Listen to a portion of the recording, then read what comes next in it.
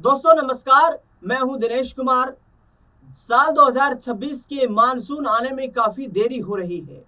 Monsoon आने में हो रही इस देरी को लेकर हमारे देश के किसान काफी परेशान हैं। समय से मानसून न आने के कारण किसानों की फसलों को नुकसान हो रहा है। धान, मक्का, ज्वार और पशुओं के चारे के लिए बोई जाने वाली फसलों की काफी हानि हो रही है। हरियाणा के किसान और भारतीय किसान यूनियन चढ़ूनी के राष्ट्रीय महासचिव मनोज नागर ने बताया कि मानसून में देरी से किसानों को बड़ा नुकसान हो रहा है। जून महीने में भीषण गर्मी पड़ रही है, जिस समय फसलों को पानी की अच्छी खासी जरूरत होती है। इस मौसम में बारिश का पानी ही फसलों को ज्यादा फायदा पहुंचाता है।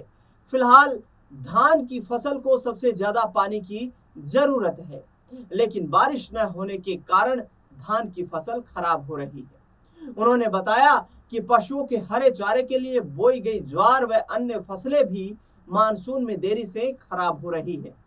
अगर 1 जून से बारिश शुरू हो जाती तो फसलों को बड़ा फायदा मिल सकता था।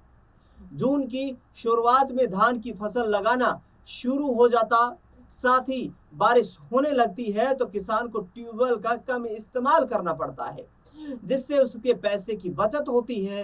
वहीं धान की फसल में पानी की भी बहुत ज्यादा आवश्यकता होती है, इसलिए बारिश होने से किसान का कुछ खर्च कम हो सकता है। अब उपज में 30 से 40% तक की गिरावट की भी यहाँ पर आशंका लगाई जा रही है। गौरतलब है कि दिल्ली में भी इस भीषण गर्मी से तमाम लोग परेशान हैं। भीषण गर्मी जो पड़ रही है, जिसकी वजह से आम लोग भी परेशान हो रहे हैं।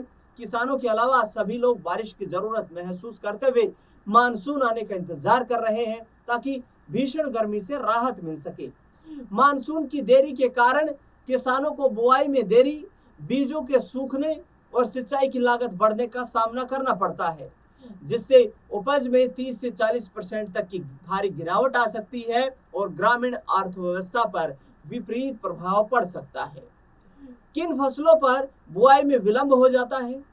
दरअसल बता दें आपको कि धान, कपास, मक्का और सोयाबीन जैसी खरीफ फसलों की बुआई का समय लेट मानसून की वजह से निकल जाता है। इससे पौधे कमजोर रह जाते हैं।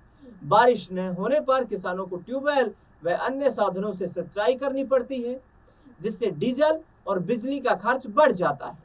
सूखे के कारण कई बार अंकुरित बीज नष्ट हो जाते हैं, फिर दोबारा बुआई करनी पड़ती है, जिससे किसानों को आर्थिक नुकसान का भी सामना करना पड़ता है। कम पानी वाली फसलें एक विकल्प हैं।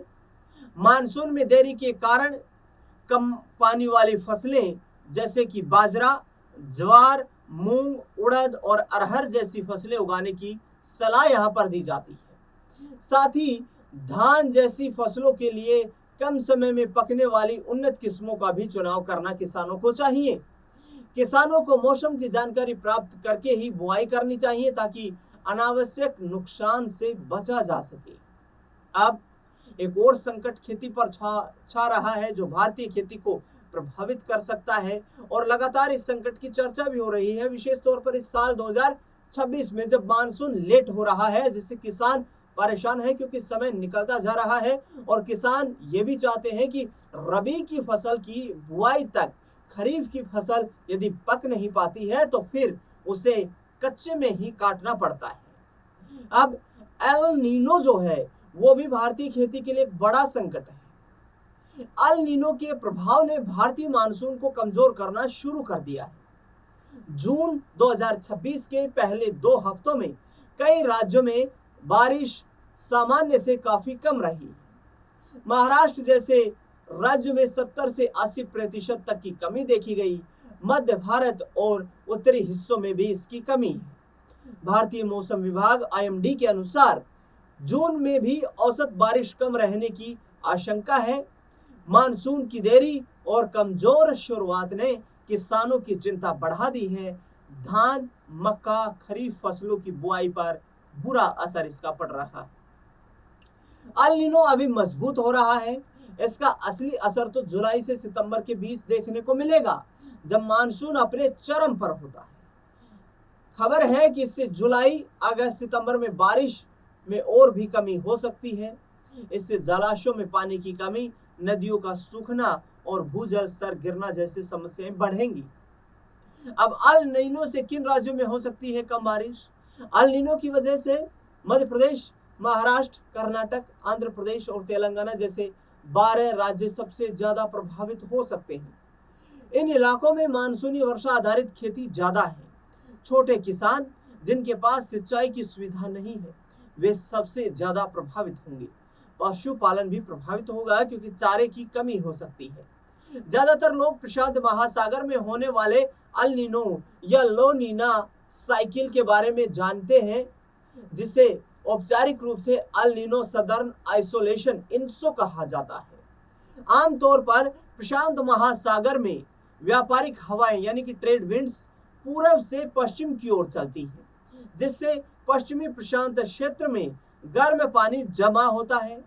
कुछ सालों में यह हवाएं कमजोर पड़ जाती हैं, जिससे दक्षिण अमेरिका के पास ठंडे पानी का ऊपर आना बंद हो जाता है। उत्तरी अमेरिका में इसका मतलब आमतौर पर उत्तर पश्चिम और मध्य पश्चिम में गर्म मौसम और दक्षिण पश्चिम से लेकर फ्लोरिडा तक बाढ़ जैसे हालात बन जाते हैं। इसका असर एशिया में भी जुलाई, अगस्त और सितंबर के दौरान होने वाली मानसूनी बारिश पर पड़ता है, जो मानसून को कमजोर कर देता है।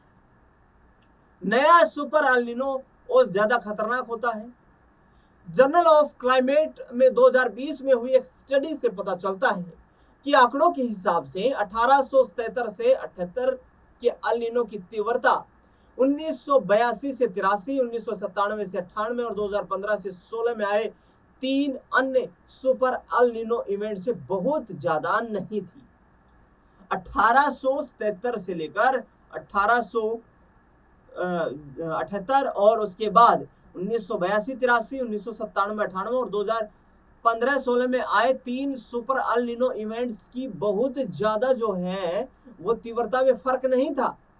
अब दुनिया एक नए एल नीनो के दौर में प्रवेश करने की तैयारी में है, जो जलवायु परिवर्तन के कारण बढ़ते तापमान से और ज्यादा गंभीर हो गया है।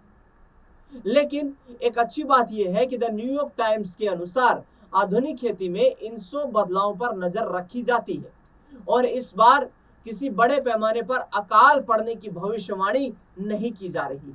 लेकिन इसका मतलब यह भी नहीं है कि यह नया एल नीनो जोखिम मुक्त है। आज भी दुनिया भर के देश 150 साल पहले हुई उस वैश्विक तबाही से सबक ले रहे हैं। भारत में, विशेष तौर पर उत्तर भारत में व्यापक स्तर पर कृषि होती है।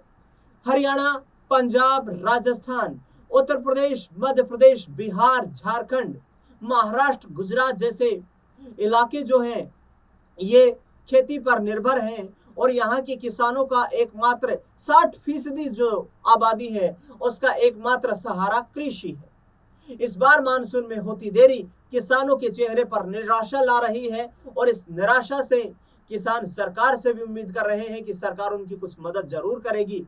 हालांकि सरकार ने विकल्प दिए हैं कि कम पानी का इस्तेमाल होने वाली फसलों को ज्यादा उगाने के लिए किसान प्रतिबद्ध रहे। अब देखना दिलचस्प होगा कि दुनिया भर में जिस सुपर एल नीनो की चर्चा हो रही है, क्या वो भारतीय कृषि क्षेत्र को भी प्रभावित करता हुआ नजर आएगा, क्योंकि वैश्विक बदलते माहौल के अनुसार भारत में इस वक्त अर्थव्यवस्था जो है वो भी संकट के दौर से गुजरती हुई नजर आ रही है।